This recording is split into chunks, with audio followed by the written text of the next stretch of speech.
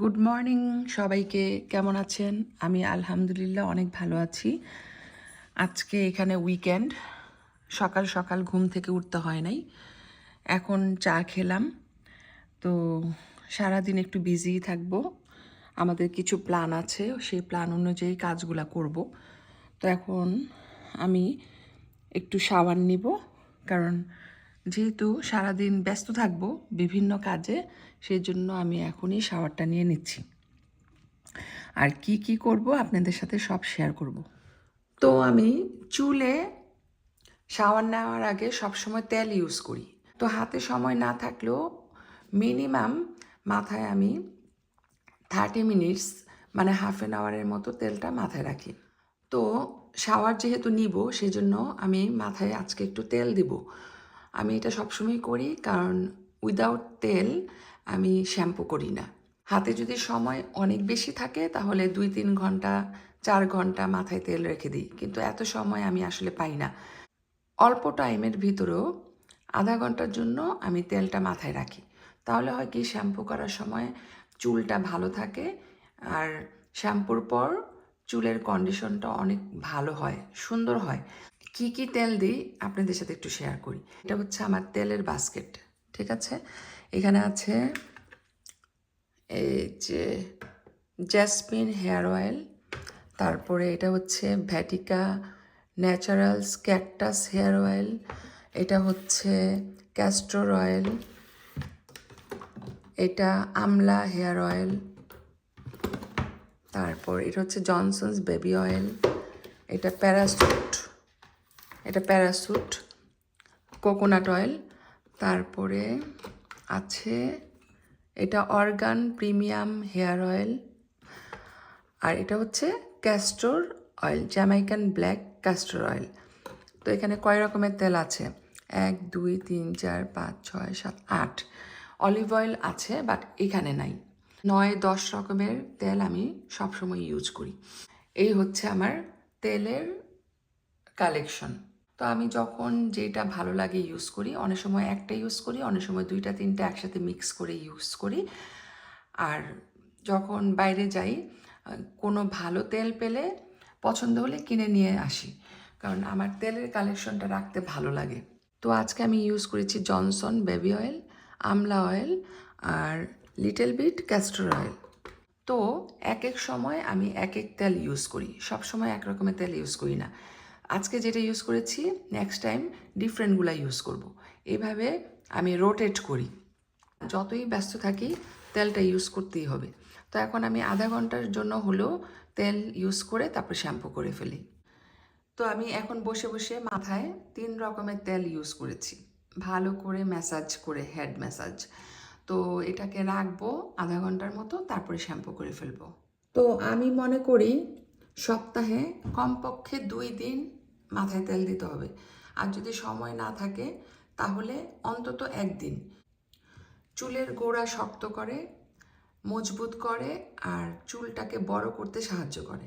আমি আরও কিছু কালেক্ট করব ইনশাল্লাহ। তো আজকে যেহেতু আমি একটু সময় পাইছি, সেই জন্য নিজের টেক কেয়ার করতেছি।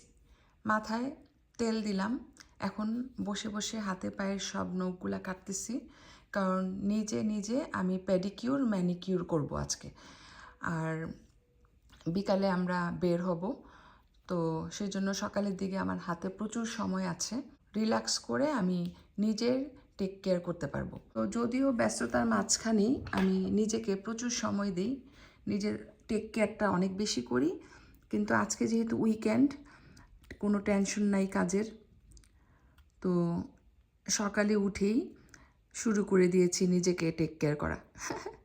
তো এখন বসে বসে এই যে পায়ের নখগুলা কাটতেছি, তারপর নেল পালিশ সব রিমুভ করব, দেন শাওয়ার নিব, শাওয়ার নিয়ে তারপর আমি বসে বসে পেডিকিউর ম্যানিকিউর করব। তো এভাবে সামটাইমস নিজেকে নিজের সময় দিতে হবে। আমার এই পায়ের নখটা অনেক শক্ত, কাটতে পারতেছি না, যদিও এই নেল কাটারটা অনেক স্ট্রং, বাট তারপর এটা কাজ করতেছে না। তো আমি শাওয়ারের পর এটা কাটবো, তাহলে নরম হয়ে যাবে। এইমাত্র শাওয়ার নিয়ে আসছে, আমার পার্সোনাল কিছু কাজ একদম কমপ্লিট। এখন শাওয়ার নিয়ে এসে হাতে পায়ে প্যাডিকিউর ম্যানিকিউর করলাম, এই যে ম্যানিকিউর। ঠিক আছে, যতটুকু পেরেছি নিজেই করলাম, কারণ দোকানে যেয়ে করার মতো সময় আমার হাতে নাই। ওকে, আর পায়ের নেল পালিশটাও রিমুভ করে নতুন নেল পালিশ লাগাইছি। একটু চা বানাচ্ছি, চা খাবো, চা খেতে ইচ্ছা করতেছে। এই যে দেখেন 11:05, মানে 2 ঘন্টা নিজে টেক কেয়ার করছি। It's the loss of time. তারপরও ভালো, কারণ সামটাইমস নিজের সময় দিতে হয়। আর আমরা যদি মেয়েরা নিজেদেরকে নিজের সময় না দিই, তাহলে কেউ এসে আমাদেরকে টেক কেয়ার করবে না। এটাই হচ্ছে নিয়ম। তো এখন আমি এই চাটা বানিয়ে নিচ্ছি, চা খাবো। আর এই যে এখানে দেখেন আমাদের সুগার কত সুন্দর করে নিজের টয়টাকে বাইট করতেছে। সুগার রাইট নাও অনেক হ্যাপি। এই যে নামটা বলছি, দৌড় দিয়ে এদিকে চলে আসলো। এই যে দেখেন সুগার।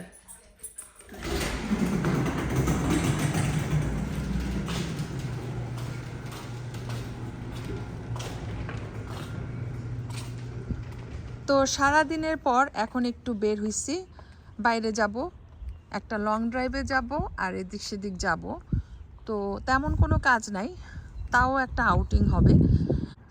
সব দিন একরকম যায় না, আজকে একরকমভাবে যাচ্ছে, কালকে ইনশাল্লাহ আরেক রকমভাবে যাবে। এইটাই পৃথিবীর নিয়ম। তো এখন আমি একটু বাইরে যাচ্ছি। ছোট ছোট apartment, but expensive, renting and buying both.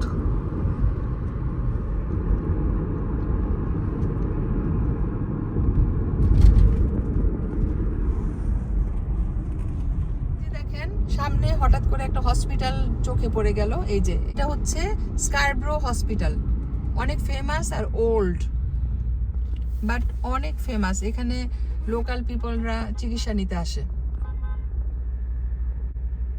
ডিজাইনটা ওল্ড ডিজাইনের, বাট সার্ভিস ভালো। Scarborough hospital. আর এই যে দেখেন Zamzam super market, Bangladeshi grocery store. এই যে সামনে এটা একটা অনেক ফেমাস কলেজ, সেন্টানিয়াল কলেজ। যারা ইউনিভার্সিটির ডিগ্রি নিতে না চায়, তারা এইখান থেকে বিভিন্ন সাবজেক্টে ডিগ্রি নেয়, তারপরে জব করে। কত বড় বড় হাই রাইজ বিল্ডিং দুই পাশে।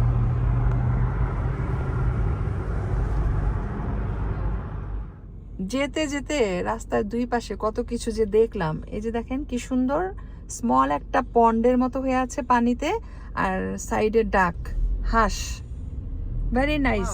এখানে একটা কাক দেখতেছি। কানাডাতে কাক খুবই রেয়ার, দেখা যায় না, কালো কুচকুচে কাকটা। তো এই মুহূর্তে আমরা আছি স্কারব্রো টাউন সেন্টারের কাছে। এখানে big big high rise building আছে, এগুলো অবশ্য এক্সপেন্সিভ। আর একটু সামনে গেলে আমি আপনাদেরকে দেখাবো, শেয়ার করব। আর এই বিল্ডিংগুলা ছোট্ট ছোট্ট অ্যাপার্টমেন্ট, ভেরি এক্সপেন্সিভ, কিন্তু এক্সপেন্সিভ, রেন্টিংও এক্সপেন্সিভ। আর সামনের স্কারব্রো টাউন সেন্টার মল, শপিং সেন্টার, খুবই ফেমাস। এই যে আমার হাতের লেফট সাইডে Scarborough town centre shopping centre, উপর দিয়ে একটা ব্রিজ, মানে ফ্লাইওভার, এটা দিয়ে ট্রেন আসা যাওয়া করে, গো ট্রেন। আর আশেপাশে যতগুলা বিল্ডিং আছে খুবই এক্সপেন্সিভ, এগুলা কিন্তু চিপ না। এটা এলিমেন্টারি স্কুল, এই স্কুলটা খুবই ভালো। রান্না করতে হয় নাই, কারণ গতকালকে যে রান্না করছি সেগুলা দিয়ে আমাদের লাঞ্চ হয়ে গেছে।